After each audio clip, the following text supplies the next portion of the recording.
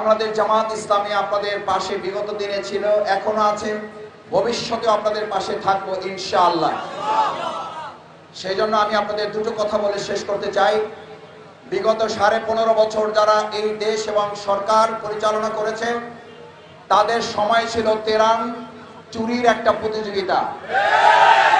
আর আজ বাংলাদেশ জামাত ইসলামী ছাত্র জনতার গণ অভ্যুত্থানে যে নতুন স্বাধীন বাংলাদেশ আমরা পেয়েছি, সেই বাংলাদেশে নতুন সংস্কৃতি শুরু হয়েছে। সেখানে তেরান দেওয়ার জন্য, তেরানের কাজে সহযোগিতা করার জন্য আজকে এমন প্রতিযোগিতা যে আজকে তেরান একবার দিতে গিয়ে পারে না, দ্বিতীয় দিন গিয়েছে পারে নাই, তৃতীয় দিন গিয়েছে পারে নাই, চতুর্থ দিন গিয়ে সিরিয়াল দিয়ে তারপর তেরান দিতে হয়েছে। আলহামদুলিল্লাহ, এই নতুন বাংলাদেশের জন্য যারা জীবন দিয়েছেন, আল্লাহ তাআলা তাদের জান্নাতুল ফেরদাউস নসিব করুন। ভবিষ্যতে আর তেরান চুরি করার কোন সরকার এই বাংলাদেশে প্রতিষ্ঠিত হওয়া যাবে না।